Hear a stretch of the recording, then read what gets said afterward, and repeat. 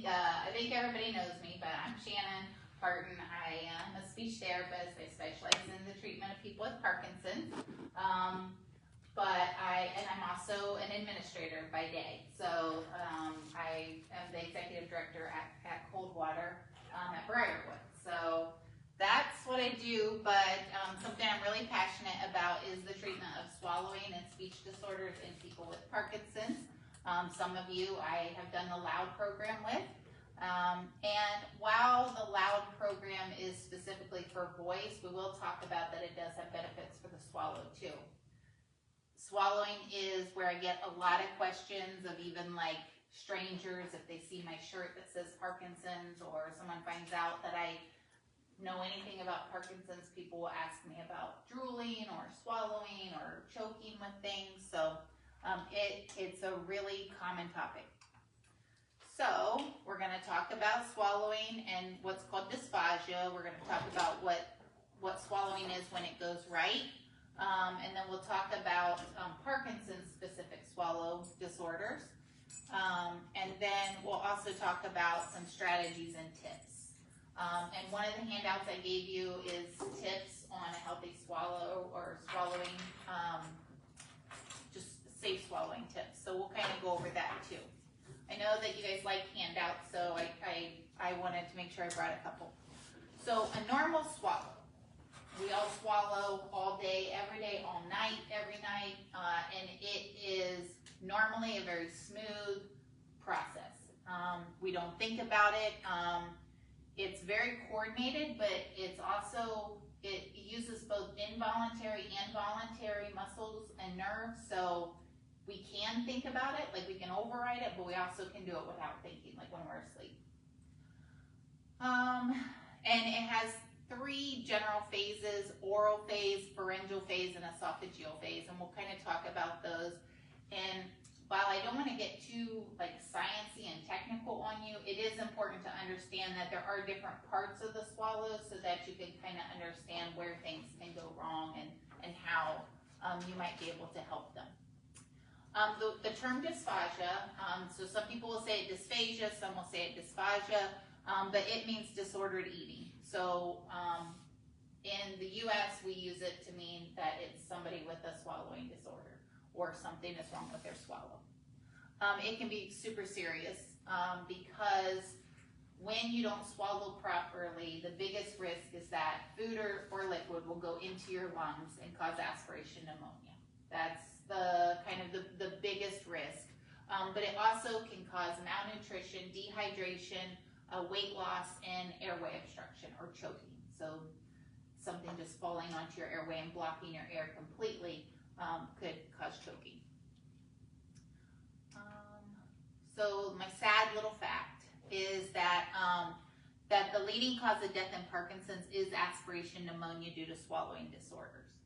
So a disease like Parkinson's or Alzheimer's that's progressive, it's not, you're not going to pass away from Parkinson's specifically, but it's going to be something else related to that. And most typically it's aspiration pneumonia.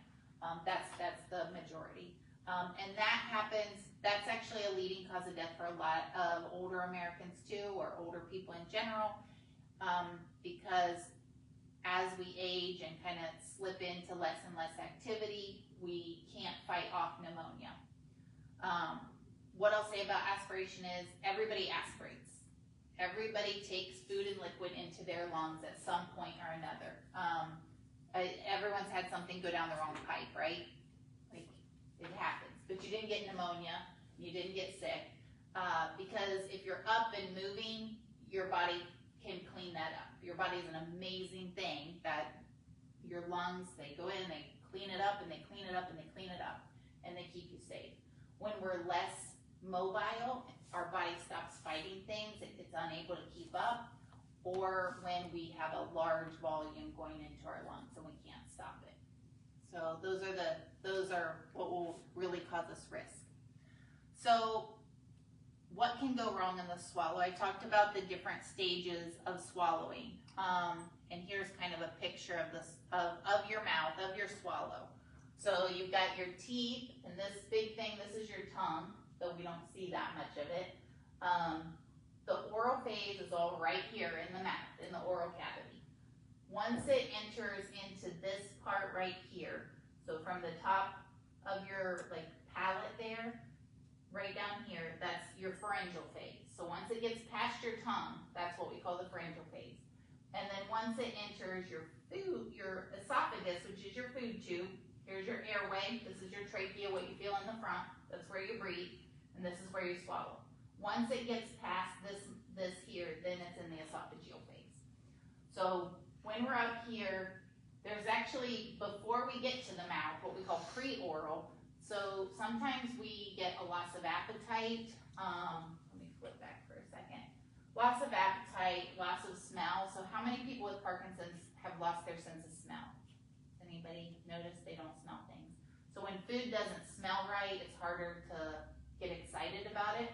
So some people have trouble there, and then difficulty feeding themselves. So if you have difficulty feeding yourself, it can be difficult to get enough food. So this is where like malnutrition and dehydration can come in. But then the oral phase is that difficulty chewing. So this is not just people with Parkinson's, but people as we age with maybe poor dental health, things going on, but dry mouth will make it very difficult. General muscle weakness, and then we're going to talk about something that people with Parkinson's tend to do, which is tongue pumping. It's almost like a tremor in the tongue. But then once we get into this part, some things can go wrong, such as stuff spilling over the back of the tongue before you're ready for it. So that's what happens when when stuff goes down the wrong pipe.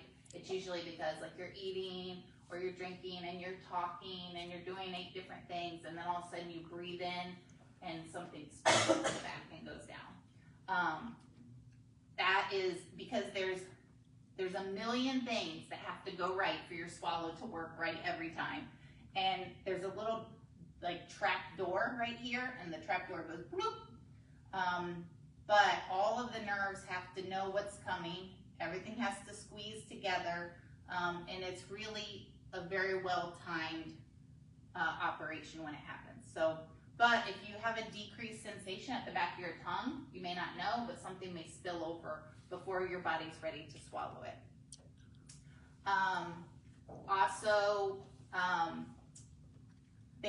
This isn't a good picture, but people don't know this, but in your throat, there's all kinds of little pockets. Like they're just pockets, and when you swallow, those pockets kind of empty out. But as we age and we get weaker, the pockets, like everything else in our body, are a little floppier, and they don't always empty out as good. So sometimes things can stay in there, and that's called pooling. And so what that does is they sit in there, and then at some inopportune time, they empty out and they go down the wrong pipe. Also, reflux can cause an issue in that phase, but reflux is more going to show its ugly head in the esophageal phase. So in the esophagus, we've got more things. It's going to be more like reflux or hernias and just poor muscle motility. Because once it gets to the esophagus, that is an involuntary muscle, and it moves from top to bottom, like you just squeeze a hose down. That's how it's supposed to move.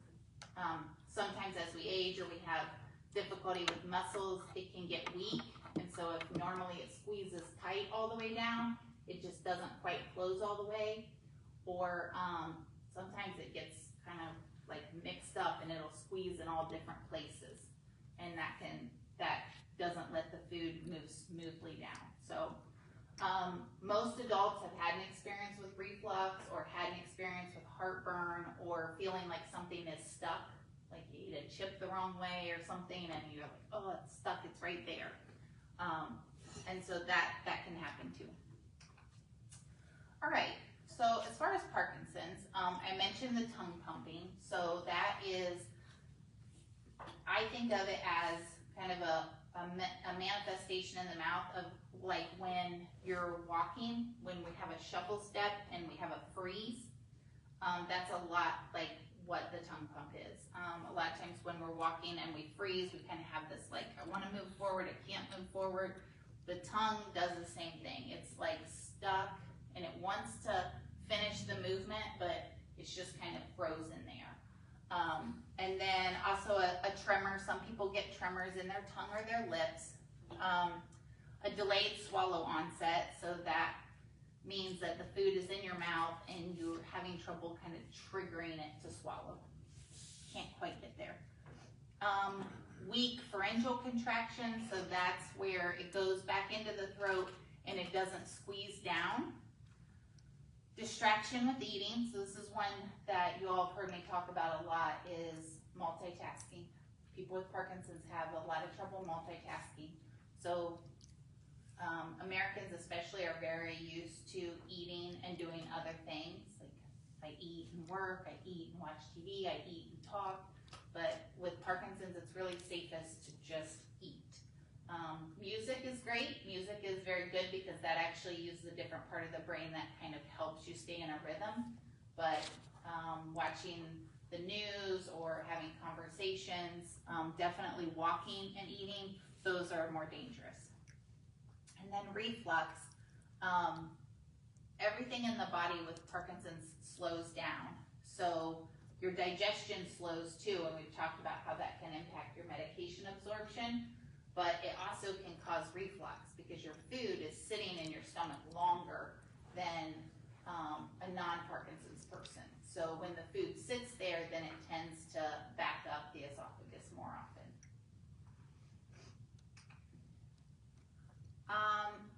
So these would be signs of a swallow dysfunction. So things that may come up. And again, this can be Parkinson's or no Parkinson's. You may see this in other people. Unintentional weight loss. So someone who's losing weight, but they don't mean to.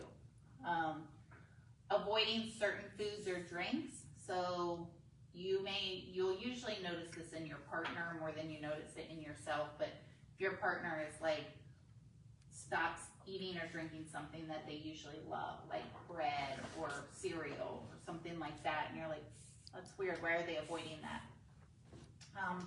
Coughing before, during, or after eating or drinking. So sometimes this shows up as like, gosh, every time he eats, he coughs. But it can also be something like a throat clear, like and usually, again, you'll notice it in your spouse. Like the person who's doing it doesn't always notice it, but the spouse is like, why are you doing that? It's driving me crazy listening to them clear their throat all the time. It's the body's way. The body is doing it to try to clear something that's on the airway. And it can also be choking. So you may have a really scary choking episode. And while a person with a healthy swallow can have a choking episode because accidents just happen, if you have a scary episode and then maybe another scary episode, it would be more concerning. Drooling. So drooling is related to swallowing, and it's a pretty common problem in a lot of people with Parkinson's.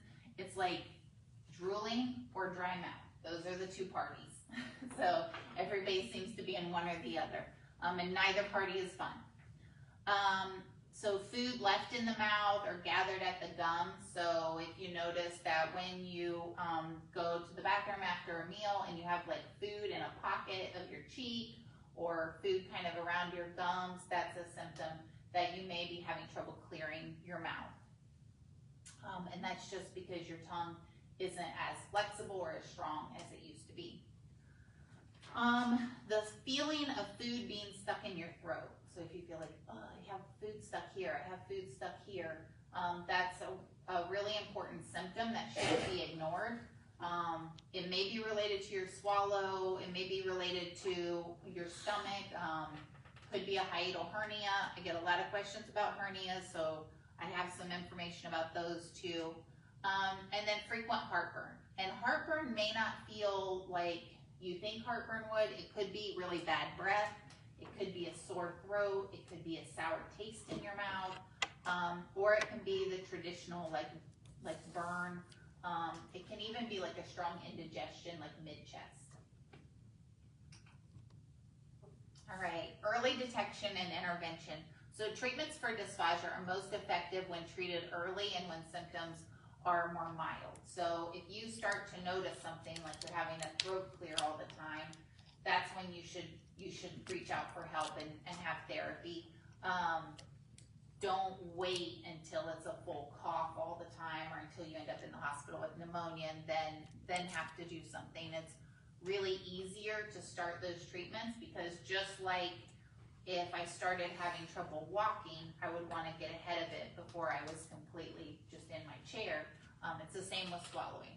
You don't want your muscle to get more weak before you start strengthening.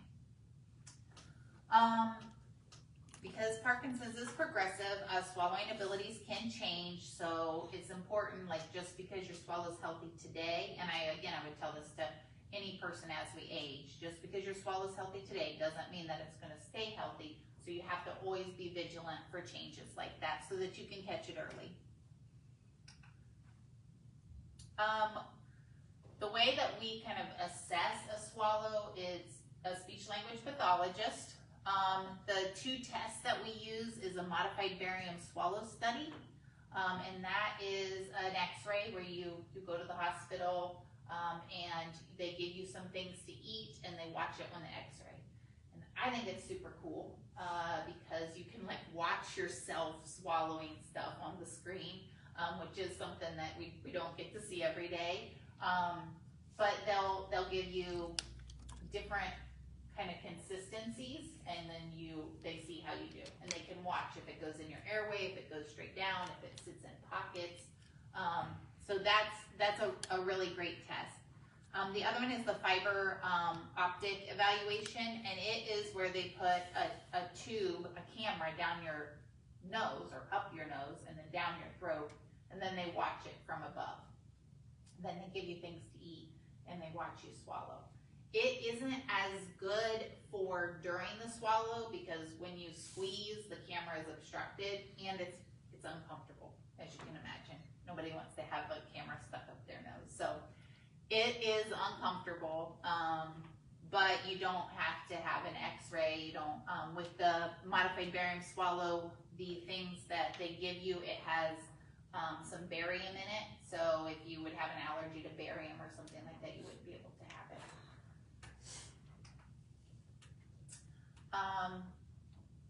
And I should mention, like, you can have a speech language pathologist evaluate you, and they might not need to do either of those tests. They may be able to give you just, they may be able to provide therapy or come up with solutions without it. But if it's more significant, they may order both of those things. And definitely if you were in the hospital with aspiration pneumonia, they're going to send you for a modified. Things that we do to help people with swallow disorders, diet modifications. So the first kind of thing that we can do is change the diet, avoid certain things. Exercises, so they're muscles just like anywhere else in our body, so we can strengthen a lot of the muscles. There are different postures we can do while swallowing that can help as well. And then E-stem is also pretty effective. So there's a couple different types of, if you've ever had like E-stem anywhere on your body, on your back or anything, there are two types of E-stem that they can put actually on your throat to kind of help, I always call it amp up those exercises.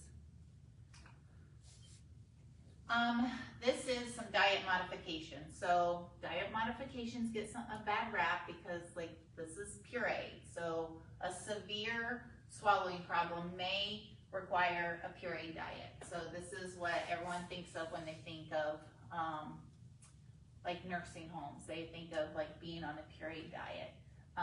This is ground. So this is when things are cut finely. They're not pureed.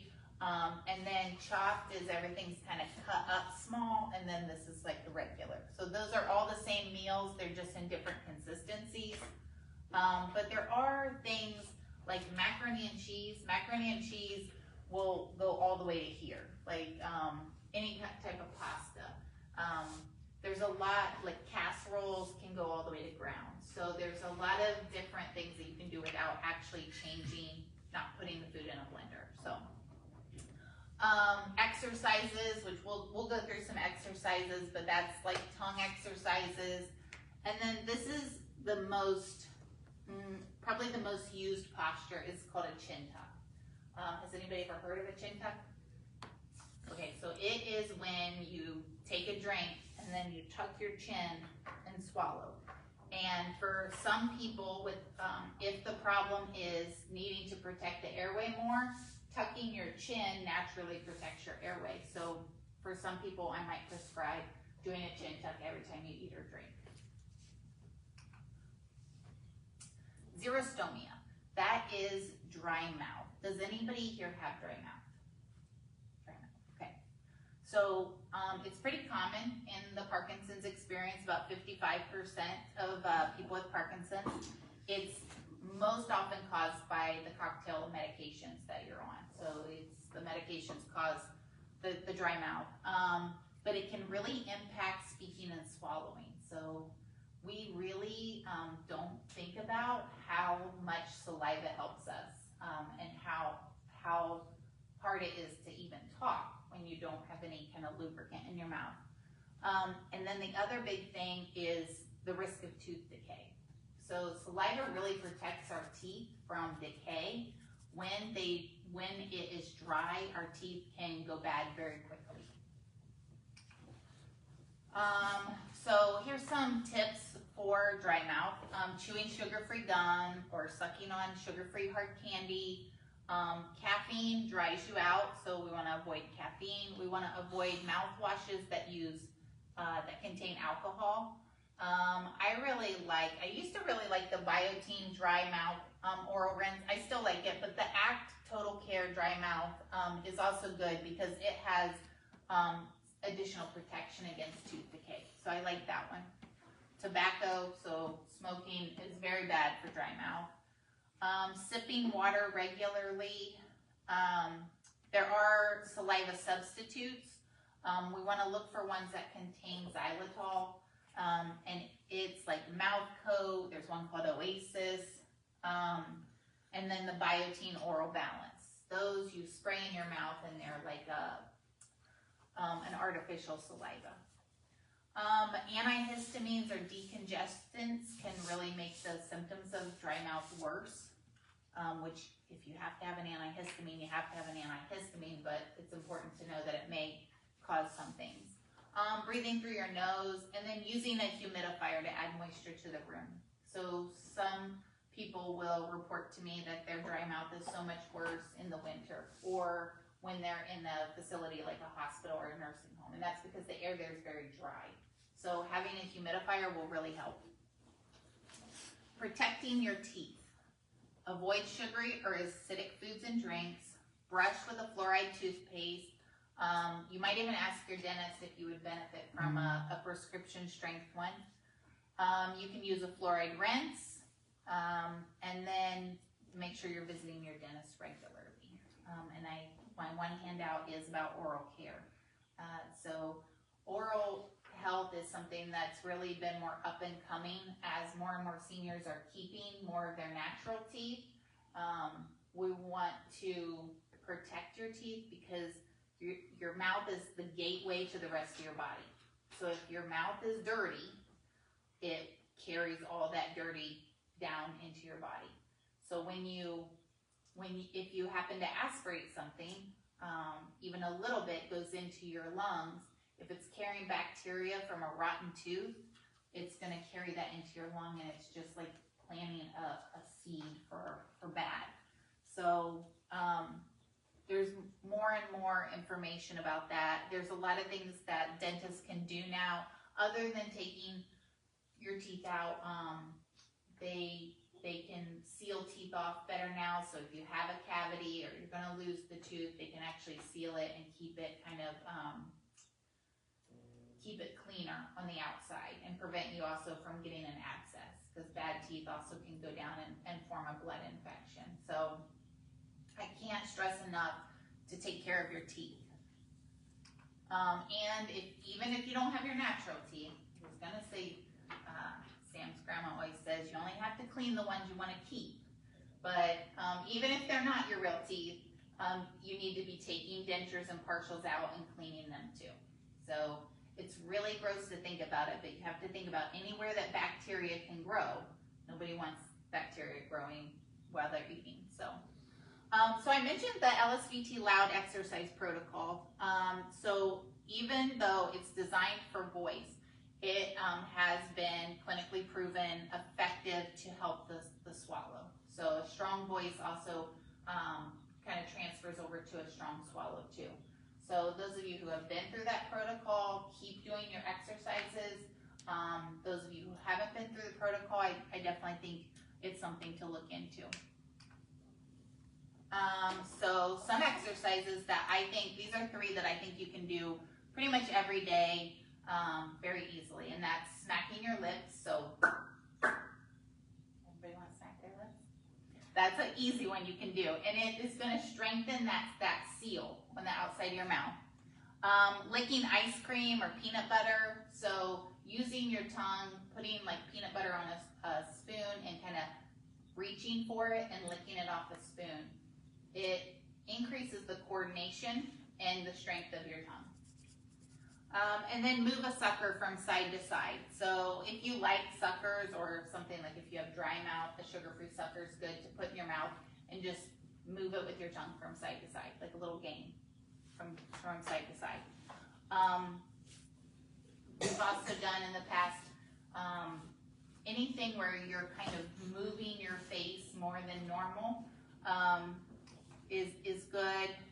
Effortful swallows. So this is the kind of easiest and best swallowing exercise. The best swallow for swallowing, the best exercise for swallowing is swallowing. So we can't lift weights with our airway protectors, so we have to actually practice swallowing. An effortful swallow is when you press your tongue to the roof of your mouth. I want you to all try to do it. Press your tongue to the roof of your mouth and swallow as hard as you can. And like you're swallowing an egg. So you're going to put more effort into your swallow than you normally would. And if you can do 5 of those at a time, that's pretty great, and you can do them throughout the day. You can't do too many effortful swallows. Just keep doing effortful swallows. Another one is the same kind of idea, only you kind of grit your teeth and then you swallow with your teeth gritted. So it takes more coordination because your mouth is in like a less natural posture. So those are both, I would recommend you do those anytime.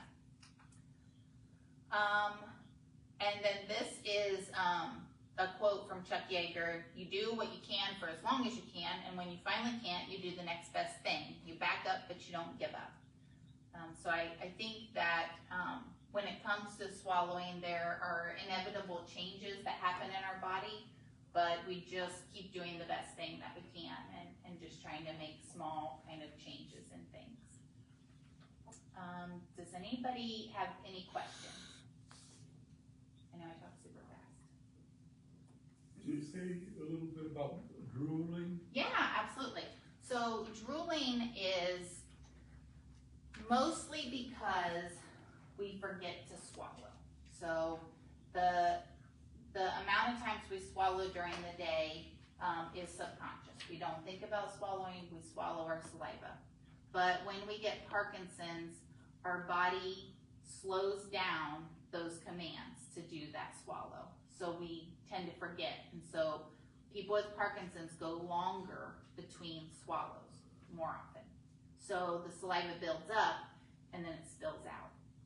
And because there's a lack, a dull of the sensations, so you don't feel it in there as much until it spills out. So the best practice for that is to regularly swallow, like you have to kind of consciously think until it becomes habit. And then the kind of the best treatment for it, if it's really a problem, is Botox. There are medications that they can give you, but not everyone can tolerate it. But Botox seems to be well tolerated and will reduce the amount of saliva that you produce. It's just a careful balance between producing enough, but not too much that it's spilling out all the time. So, but mostly it's, I think if you try to chew gum or suck on hard candy or something like that, it tends to keep your awareness to the swallow better. So a lot of people find that helpful to like have a sucker or a hard candy and be swallowing more often too, because that kind of amps up the sensation of stuff in your mouth. Does that help? Okay. Any other questions? Is it normal to, I don't know, wouldn't call it switch, but Yep, people can develop kind of odd habits that come from almost like a tremor. And oral habits are particularly difficult. I mean, everybody will kind of get little quirks, but it seems like when we start doing things with our mouth, like pushing on our teeth or biting on our tongue or biting a cheek, then it tends to become really habitual really fast. So those behaviors, you just have to keep bringing awareness to them if you're doing them or if your partner's doing them. Unfortunately, the only way to break that is to be like, you're doing it again, you're doing it again. Some people will keep like a rubber band on their wrist if they're trying to break a habit like that. Sometimes it's like lip smacking or throat clearing, something that's just become a habit. The band helps like remind them every time they see it or feel it, they like are consciously thinking, I'm not gonna do that. But yeah, it's not usually something that is an involuntary muscle spasm. It's really something that kind of they started doing and then they keep doing. Anybody else have any questions? I can't smell it or taste the same, so summertime is really unappealing. Yeah. Is there anything I still have my sweet tooth. Oh, good. I still taste sweets, Good. so I don't want to eat cookies and ice cream and stuff. But the weight was just falling off me because I wasn't eating. Right. Yeah. It's like chewing paper. Yes. Yeah. And unfortunately they haven't come up with any way to get those sensations back. Well, I shouldn't say that. There is one thing that I've done before with people, and that is to use like a really sour thing, like lemon ice or something. It's usually like you can buy these little cups of lemon ice in the freezer section at the grocery store. Those sometimes, if you start your meal with them, you have a few bites of lemon ice or something very sour, it will wake up your nervous system a little bit, and you may find things taste a little bit better or a little bit more. Well, it's been that way for a long time. Mm-hmm. 10 years or more. Yeah. Most people with Parkinson's, that's kind of the first thing is their smell, their sense of smell. And people lose their sense of taste to varying degrees. So unfortunately, it sounds like you went all the way. Yeah. So then I want to get really hungry because I still get hunger pains. Mhm. But I sit there and I go, God, I gotta eat this. Yeah, and that is, it really causes a problem because you just don't, we totally underestimate that we eat for the appeal of it. So you may have to eventually put yourself on a schedule, just like taking medicine and eat on a schedule.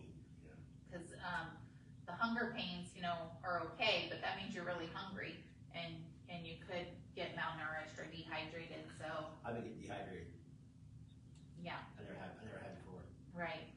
So definitely keep drinking water. There's also good supplements that you can take that are, you're just eating for the nutrition, like Ensure or Boost. I know they're not palatable always. Well, I can't taste it. Yeah, but you at least know that if you get that down, that you've gotten a lot of nutrition and a lot of calories.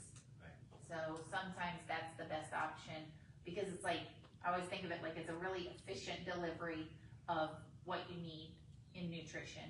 You don't have to chew it, you don't have to mess with it, you don't have to cook it, you just drink it. Part of the time is the dexterity. Mm. It's oh god, I gotta open this and peel this off and twist this off. And it's like, screw it. You just, Too much work. You just go down. Yeah, yes, yeah. And as we age too, a lot of times I have patients who, the act of eating is so much work too, that the calories burned can kind of outweigh the calories they may be able to take in. So supplements can be very helpful for people of a wide range. So never be afraid to ask your doctor about supplements. We have a dietitian coming in, October or August or September. So she's coming and she can also talk a lot about supplements too, but that's really an efficient way to get some nutrition without having to enjoy it, you know, things like that. So yeah, but you could try the lemon ice or a sour before a meal. Okay. So some of my patients have reported that that's good. I'll try.